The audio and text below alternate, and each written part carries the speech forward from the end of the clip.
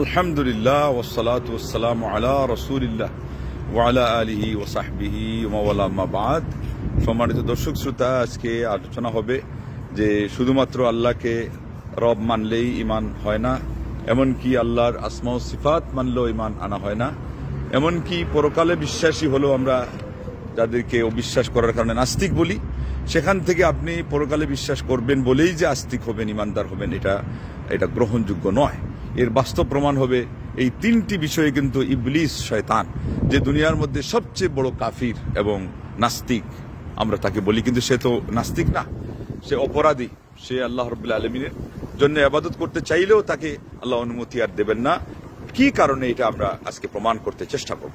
প্রথমে প্রমাণ করব যে তিনটা বিষয়ে তার ঈমান ছিল, যে তিনটা বিষয় ঈমান থাকলে আমরা একজন মানুষকে পাকা ঈমানদার এমনকি আল্লাহর ওলি মনে করি।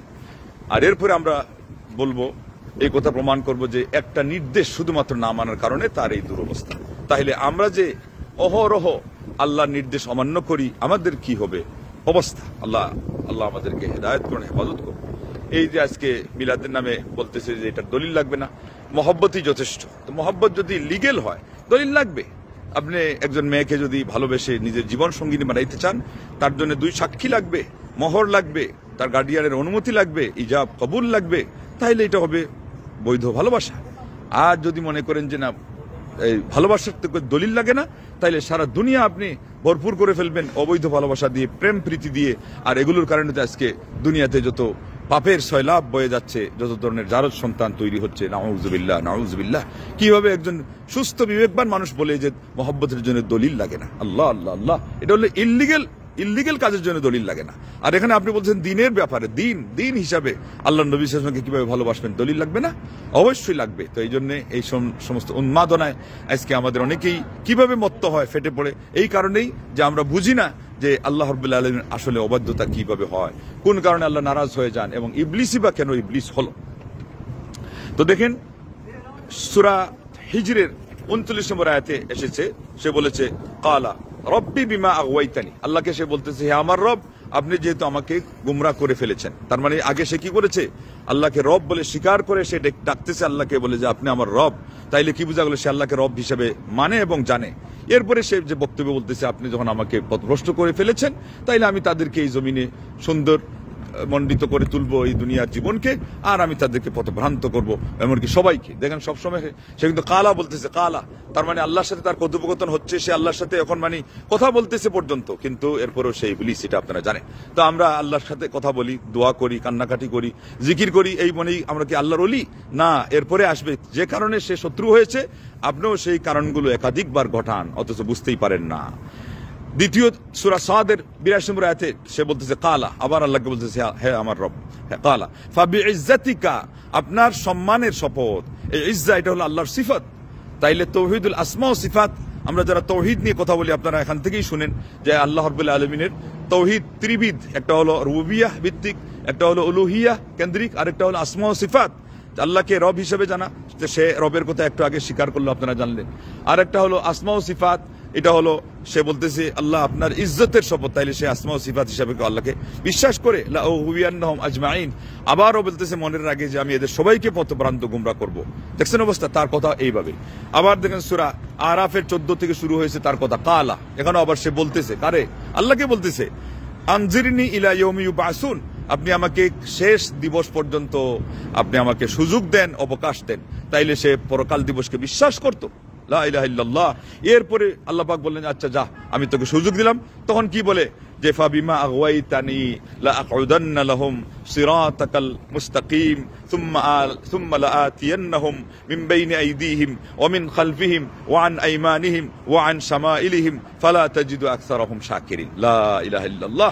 শেষে গিয়ে তার ওই রাগ আবার ঝাড়তেছে, আপনি যখন আমাকে পথভ্রান্ত করে দিয়েছেন, আমাকে বঞ্চিত করে দিয়েছেন, আমাকে আর আপনি সুযোগ দিবেন না। এখন আমি আপনাকে রব বললেও আপনি আমার কথা শুনেন না, আপনি আমাকে আপনার ইবাদত গুজার হিসাবে আপনি নেন না। অথচ ঐতিহাসিকভাবে আপনারা জানেন যে কথাগুলো, যে সে পৃথিবীর কোনো জায়গা বাদ রাখে নাই যে সেজদা দেয় নাই, লা ইলাহা ইল্লাল্লাহ। কিন্তু শেষে আসতেছে কেন তার এই অপরাধ হলো। আর এখানে সে, আমরা শেষ করি, সে কি বললো?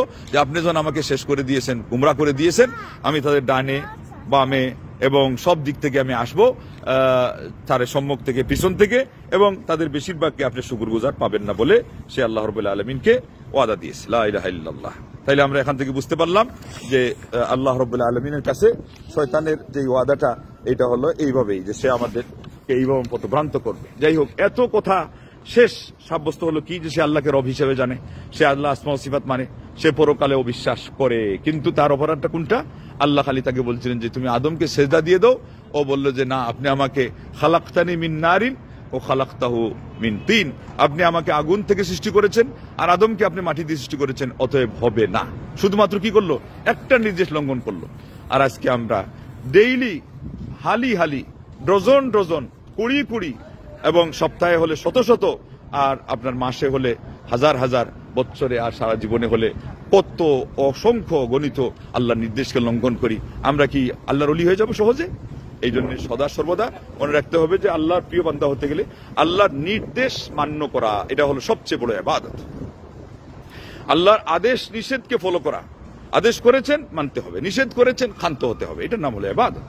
তো আসুন আমরা এই মিলাদ মাহফিলকে কেন্দ্র করেই দেখতে পাচ্ছি কত মানুষ আল্লাহর অবাধ্য হচ্ছে, ইবলিসের কাতারে তারা চলে যাচ্ছে, অত তারা দাবি করতেছে তারা আল্লাহর ওলি, তারা নবী সাল্লাল্লাহু আলাইহি ওয়াসাল্লামকে নাকি মহব্বত করে। এইভাবে মহব্বত হবে না বন্ধুগণ। আসুন, এইভাবে যদি হতে হয় তাইলে ইবলিসকে আগে আল্লাহর ওলি মানতে হয়। এমনকি তার অনেকে আমরা মনে করি কি, কারো দোয়া কবুল হলে সে আল্লাহর ওলি হয়ে গেল। ইবলিসের দোয়া কবুল হয়েছে কি হয় নাই? সে যে এই যে একটু আগে শুনলেন, সে বলতেছিল যে আল্লাহ আপনি আমাকে অবকাশ দেন, তো আল্লাহ কি বললেন? যা, তোকে আমি অবকাশ দিয়ে দিলাম। এখানে আলিমগণ বলছেন ইবলিসের দোয়া কবুল হয়ে গেছে, কেননা সে খাঁটিভাবে চাইছে। তা আজকে আমাদের অনেকের ওই ঝাড়ফুঁকে কাজ হয়ে গেলে, কিছু চাইছিল একটা, আল্লাহর কাছে আদায় করতে পারলে আল্লাহর ওলি হয়ে গেল। এটা সম্পূর্ণ মিথ্যা একটা আপনাদের ধারণা, এবং এটার কারণে আমরা গোমরাহ হচ্ছি, পথভ্রান্ত হচ্ছি, পথভ্রষ্ট হচ্ছি। এর থেকে আমাদেরকে উদ্ধার পাইতে গেলে ইসলামকে সঠিকভাবে জানতে হবে, মানতে হবে, ইসলামকে সঠিকভাবে আমাদের জীবনে বাস্তবায়ন করতে হবে, এবং আল্লাহ রাব্বুল আলামিন প্রত্যেকটি আদেশ নিষেধকে আগে শ্রদ্ধার চোখে দেখতে হবে, মেনে নিতে হবে অন্তরের অন্তঃস্থল থেকে, সেই সাথে আমাদের অঙ্গ প্রত্যঙ্গ দিয়ে আনুগত্যের যে কাজ সেটাও করতে হবে। তাইলে আমরা প্রকৃত ইমানদার হতে পারবো, দুনিয়া আখিরাতে কামিয়াব হব। আজকের বিশ্বের মুসলমানদের অবনতির, আল্লাহর সাহায্য থেকে বঞ্চিত হওয়ার মূল কারণটাই হলো এটা, যে আমরা মুখে বলি, অনেক সময় অন্তর দিয়ে খুব শ্রদ্ধা দেখাই, চোখ দিয়ে পানীয় ঝরাই, কুম্ভীর আশ্রুর মতে আল্লাহর সামনে গিয়ে খুব হাউতাস কান্নাকাটি করি, কিন্তু আল্লাহর নির্দেশ লঙ্ঘন করার ক্ষেত্রে আমরা সামান্যতম তোয়াক্কা করি না, একটু আমরা চিন্তা করি না যে এটা কি হচ্ছে। এটা তো ইমানদারের দাবি নয়। ইবলিস যদি একটা নির্দেশ অমান্য করার কারণে ইবলিস হয়ে গেল, সারা জীবনের জন্য আল্লাহর রহমত থেকে বঞ্চিত হয়ে গেল। আমরা এতটা নির্দেশ লঙ্ঘন করে এখন পর্যন্ত এই জায়গায় আসি, এটা কেবলমাত্র আমার আল্লাহর অনুগ্রহ। সেই জন্য আমাদেরকে আরো বেশি অনুতপ্ত হতে হবে, আল্লাহর কাছে আরো নতশির হতে হবে। মহান রব্বুল আলামিন তাইলে আমাদেরকে দয়া করবেন, মায়া করবেন, দুনিয়া আখিরাতে আল্লাহ আমাদেরকে সাহায্য করবেন। আল্লাহ পাক যেন মুসলমানদের এই দুর্দিনে, এই যুগ সন্ধিক্ষণে আমাদেরকে সাহায্য করেন। বিধর্মীদের উপরে আল্লাহ আমাদেরকে বিজয়ী করেন, বিধর্মীদেরকে, ইসলামের শত্রুদেরকে আল্লাহ পরাস্ত করেন, গাজাবাসী ফিলিস্তিনের মুসলমানদেরকে আল্লাহ সাহায্য করেন। এমনিভাবে কাশ্মীরে, এমনিভাবে ভারতে, এমনিভাবে ইয়েমেনে, এমনিভাবে যেখানে মুসলমানরা আজকে মায়ের খাচ্ছেন, বিভিন্ন জায়গায়, বার্মাতে, আল্লাহ সব জায়গায় মুসলমানদেরকে হেফাজত করেন। আমাদের দেশেই 92+ মুসলমানদের দেশে বিধর্মীদের ষড়যন্ত্রে আজকে মুসলমানরা একেবারে কুণ্ঠাসা, আজকে মুসলমানরা বেদিশা। আমাদেরও দরকার আল্লাহর সাহায্য পাওয়ার, দুনিয়াতেও এবং আখিরাতে। মহান রব্বুল আলামিন যেন তাই করেন, আমিন। ওয়া আখিরু দাওয়ানা আনিল হামদুলিল্লাহি রাব্বিল আলামিন। ওয়াসসালামু আলাইকুম ওয়া রাহমাতুল্লাহি ওয়া বারাকাতুহু।